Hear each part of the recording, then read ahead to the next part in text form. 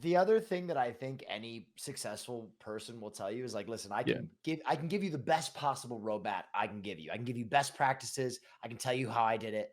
But at the end of the day, there's no magic recipe for success in any entertainment. Like you could exactly reproduce what I do and for whatever reason not hit it.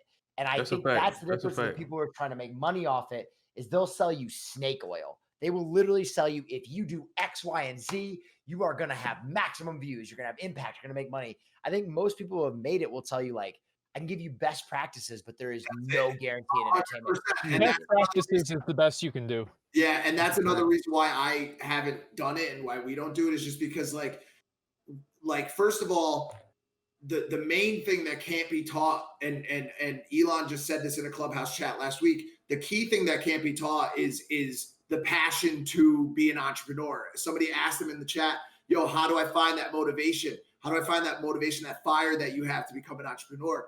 And he said, if you have to find the motivation to become an entrepreneur, you're not an entrepreneur.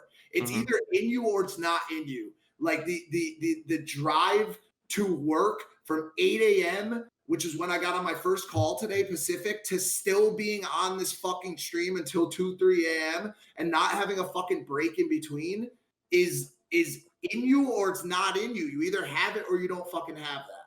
You know what I'm saying? So that's unteachable. But like Neff said, the best practices is definitely a start. And then the thing you have to add on to that is the ability to adapt and to mold your brand around your audience and what they want. And that's a creative talent in itself. It's crazy, bro, because I really write quotes down, right? Quotes that I really fuck with. I write them down and I try to remember them. Yeah. And the quotes that I write down is the shit that y'all really saying off the top of your head. That's how I know. Like how you said, it's no way to tell you how to be successful. You know what I'm saying? Like it's a quote I got that touch on that. It say like, it's no guaranteed road to success, but it's one guaranteed road to failure, and that's not doing nothing. You know what I'm saying? Like it's no formula that nobody can give you that say, okay, you gonna for sure win if you do this because everybody will be doing it. You see what I'm saying?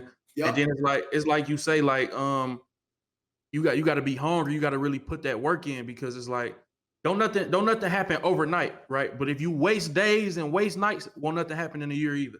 Well, there's people that pop off out of nowhere, but the reality is that a lot of those people were swinging for years before it happened. They have been making content for a long time, and then finally they get discovered and they get really popular, but they had still been doing stuff for quite a while before then.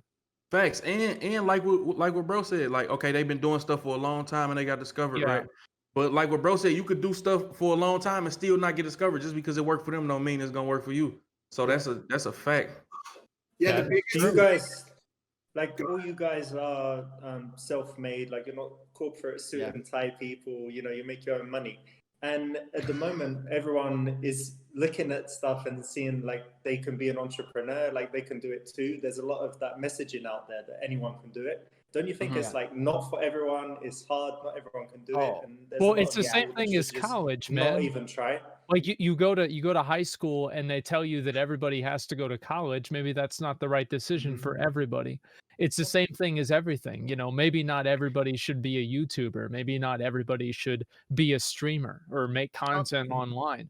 Do what you want. A lot of people should just be happy with their day job. Be who they are, not who you want to be. The other thing that I will say is like, I really feel like I've made it through my dog days, right? And thank God for that. But if I could go back and talk to a 19-year-old me, I don't know if I would do this shit again. Because, dude, living in LA, having my creative shit stolen, having my heroes, like I had some shit stolen. My whole life I wanted to be on SNL. They basically stole some shit from me. When that happened, I can't explain the feeling, man. Since I was 5 years old, I wanted to do this. And I saw my shot. I had people calling me because I was up for candidacy. Oh my God, your sketch. And it felt like, I can't explain the feeling.